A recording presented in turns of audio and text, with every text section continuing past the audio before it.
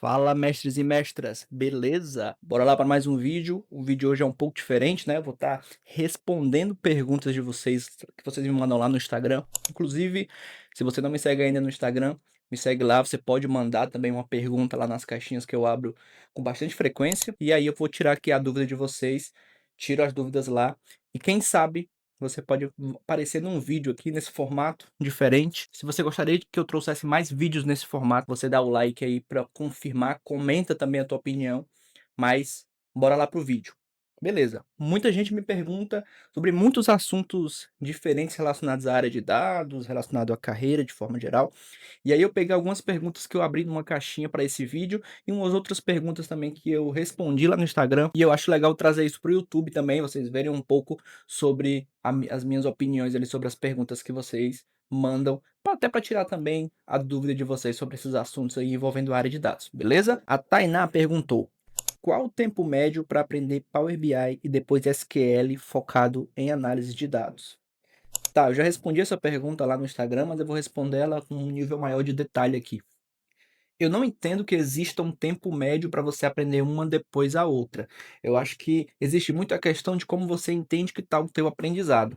Se eu fosse colocar ali um marco para que você passe para uma outra ferramenta, né, no caso que você está estudando ferramentas, seria a partir do momento em que você já consegue realizar algo concreto dentro dessa ferramenta. Então bora lá. Você está estudando Power BI. Muitas vezes a gente acaba se perdendo no meio de um monte de ferramenta e não sabe exatamente como começar, como parar. Que aí foi a pergunta muito da Tainá nesse sentido.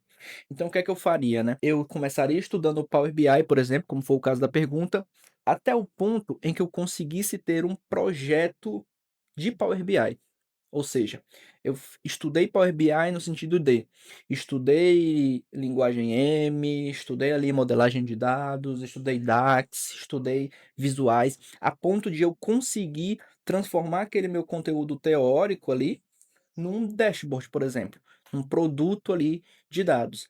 Isso para mim já seria um start legal, tanto psicológico no sentido de, cara, eu comecei e terminei um aprendizado e agora eu me sinto seguro, né, para partir para uma próxima skill ali, para uma próxima ferramenta. Então eu indicaria mais ou menos isso. Quando você tiver feito um projeto de Power BI, e aí serve para qualquer outra ferramenta, aí eu acredito que você já consiga partir para uma nova skill para estudar em paralelo, porque obviamente a questão de dominar a ferramenta é uma questão muito relativa, né? Se eu dominar a ferramenta pode ser diferente para mim, como pode ser diferente para qualquer outra pessoa.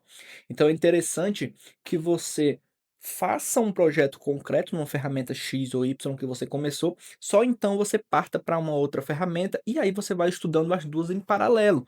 E aí você vai acrescentando mais ferramentas, mas sempre estando orientado ao projeto. Então sempre busque cursos, formações ou o que quer que seja ali de conteúdo dentro da internet que te ensine sempre de forma orientada ao projeto. Ou seja, eu vou iniciar um curso aqui e aí eu vou fazer esse curso e no final dele eu vou ter um projeto, uma coisa palpável, né? Materializar o meu conteúdo teórico dentro de um case prático ali, que seria o projeto no final das contas, tá? O Clérison perguntou: ciência de dados é uma boa pós para quem quer ser analista de dados? Sou de ADM e busco migrar, provavelmente ele falou isso. Cara, é sim uma boa pós, né. Quem me conhece já e já conhece um pouco dos meus conteúdos sabe que eu gosto muito da ideia de principalmente quando você está migrando para a área de dados e você já tem um background, aqui no teu caso é um background de administração, que é bem legal, que já consegue te ajudar ali a crescer no teu processo de migração. Eu indico muito que você parta para outros pontos. Claro, a pós de ciência de dados, ela é muito legal, ela é muito boa, principalmente para se você quer enveredar para a área de ciência de dados, né, até porque a gente está falando de uma pós específica. Mas se você está num processo de migração para a área de dados e você já tem um background ali de uma outra faculdade, né, sei lá, financeiro, administrativo, alguma coisa de logística, contabilidade, como é o meu caso, né, ciências contábeis, eu recomendo muito mais que você siga fazendo cursos livres, né, cursos onde você consegue absorver um conteúdo técnico um pouco mais direcionado e que seja orientado a projeto, ou seja, que você consiga ao redor da sua jornada, né, criar um portfólio. Então você conseguir seguir uma jornada onde você cria projetos ao longo do teu processo de aprendizado. Isso é muito importante para te dar muita confiança em que você consegue aprender o teórico e colocar esse teórico, essa teoria em prática ali nos projetos. E montando o teu portfólio no final das contas, você vai partir para ferramentas como o LinkedIn, por exemplo, onde você vai conseguir vender, né, o seu trabalho, as suas entregas, o seu aprendizado ali através do teu portfólio.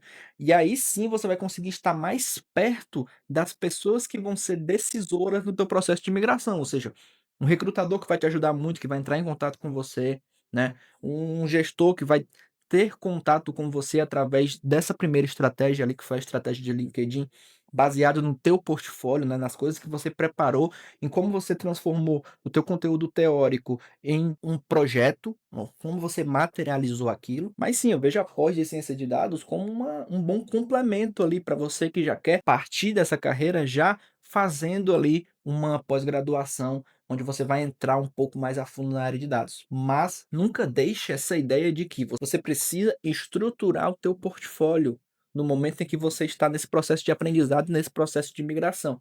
Então, por isso que eu digo a importância de você se expor no LinkedIn e a importância de você realizar cursos, formações, coisas que conseguem te capacitar como profissional e que sejam, mais uma vez falando aqui nesse vídeo, orientados a projetos. Foi muito assim que eu consegui migrar para a área de dados, né? Eu faço hoje uma pós-graduação, né, faço hoje um MBA, mas não era sempre assim. Quando eu migrei para a área de dados, eu não tinha iniciado ainda essa pós, mas eu parti muito para o ponto de vou aprender aqui através de bons cursos livres, sempre orientados ao projeto, porque aí eu teria um projeto no final do curso para mostrar ali para as partes interessadas que eu tinha projetos materializados do que eu aprendia de forma técnica. Sempre me expondo no LinkedIn ali de maneira a trazer, né, atrair recrutadores para o meu perfil de forma estratégica. E aí, depois que eu comecei esse processo de fato de migração, quando eu entrei na minha primeira oportunidade de dados, eu me vi 100% na necessidade de entrar numa pós, para que eu tenha um conteúdo, bem, no meu caso, né, um conteúdo geral ali sobre a área de dados, para que eu consiga saber exatamente como trilhar os próximos passos da minha carreira. O Clérison também perguntou: "Como foi conseguir uma vaga em banco?". Para quem não sabe, eu trabalho num banco hoje, né, e eu consegui essa vaga através de entrar numa empresa que prestava serviços para instituições financeiras e, enfim, demais instituições, né. Então essa foi a minha porta de entrada, digamos assim, para acessar um banco ali como empresa para trabalhar. Existem muitas empresas que são empresas que terceirizam serviços de dados, de TI, de vários outros âmbitos ali, principalmente na parte de tecnologia, e eu entrei primeiro numa empresa assim, trabalhando diretamente para o banco que eu trabalho hoje, né, mas como terceirizado. E aí o que acontece lá dentro, para que tenha essa virada de chave, né, eu consiga trabalhar diretamente para o banco, são coisas que eu trago muito aqui no canal, trago na minha comunidade também, se você tiver interesse, primeiro link aqui da descrição, que são as questões das soft skills. Então, é você entender como você pode vender o seu trabalho, como você pode comunicar melhor as suas entregas dentro do teu trabalho atual, para que você fique em evidência, digamos assim, dentro da equipe, dentro da empresa que você está trabalhando. Então, mesmo como terceirizado, eu acredito que a forma com que eu apresentava as minhas entregas, a forma como eu apresentava cada vez mais como resolvedor de problemas, fez com que eu conseguisse me destacar muito dentre as outras pessoas, os outros terceirizados que existiam e até hoje existem na empresa que eu trabalho. Então vai muito disso, né. Você você estar preparado ali para a oportunidade. Então, eu era um terceirizado, entrei através de uma terceirizada, né, de uma empresa que não era exatamente um banco, mas prestava serviço, e aproveitei aquela oportunidade não só para mostrar que eu sabia as coisas tecnicamente e ficar restrito a isso, mas a mostrar que eu conseguia resolver problemas e comunicar bem essa resolução, para que fique claro para o meu gestor ali dentro do banco, né, e também para os meus gestores da empresa, terceirizadora, que eu era um profissional que estava buscando me destacar dentre os outros. E aí quando aparece uma oportunidade, o profissional que é mais lembrado, né, é esse profissional que é visto, né, que apresenta entrega, que enfim, usa as soft skills para comunicar bem o seu trabalho. Então acho que isso foi fundamental aí para que eu conseguisse, migrar, digamos assim, né, da terceirizada para trabalhar diretamente no banco. O Paulo Costa perguntou: "A tua comunidade vai dar o que é necessário para aplicar para uma vaga de júnior?". Com certeza.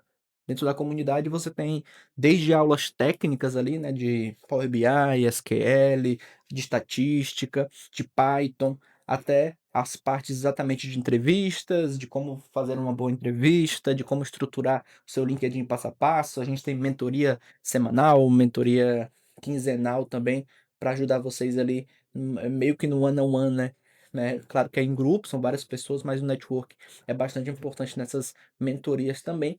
Então, sem dúvida nenhuma, acredito que sim. Se você tiver interesse, eu já falei, o link tá na descrição, você pode entrar lá no meu Instagram também e falar comigo que a gente conversa melhor.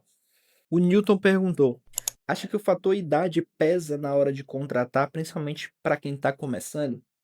Olha, Newton, eu acho que isso depende muito, claro, de empresa para empresa. Não é o meu caso, né, eu não me considero ali velho pro mercado de trabalho, digamos assim, mas pelo que eu tenho observado na minha experiência, já trabalhei com profissionais que são, mais velhos do que eu, né, então numa faixa etária que seria uma faixa etária considerada velha ali para o mercado de trabalho, e que conseguem, se desenvolver ali dentro da área de dados, e até mesmo migrar. Mas o que é que eu vejo, a diferenciação ali? Eu acho que para as pessoas que são um pouco mais velhas e têm mais experiência por consequência, uma migração interna faz mais sentido. Então, por exemplo, se eu trabalho dentro de uma empresa X, eu buscar uma migração interna, ou seja, tentar cada vez mais ser o ponto focal de dados ou utilizar dados no meu dia a dia dentro dessa empresa que eu trabalho, eu imagino que faz muito sentido, porque você consegue aproveitar a estrutura que você já tem, aproveitar a experiência que você já tem, principalmente relacionada a entendimentos de negócio, e pegar os dados, né, o conceito, as bases do que é a análise de dados e utilizar para resolver esses problemas. Então, você fica cada vez mais orientado a dados dentro da empresa que você está e, naturalmente, você se torna um ponto focal de dados. Então, é como se a empresa virasse ali um pouco do seu laboratório para que você consiga utilizar a sua experiência e transformar a sua experiência para que ela fique cada vez mais orientada a dados. E aí, ao mesmo tempo em que você faz o seu trabalho ali, você vai adquirindo experiência para a área de dados. Então você não vai precisar, vou precisar fazer 50 cursos, vou precisar fazer isso, fazer aquilo.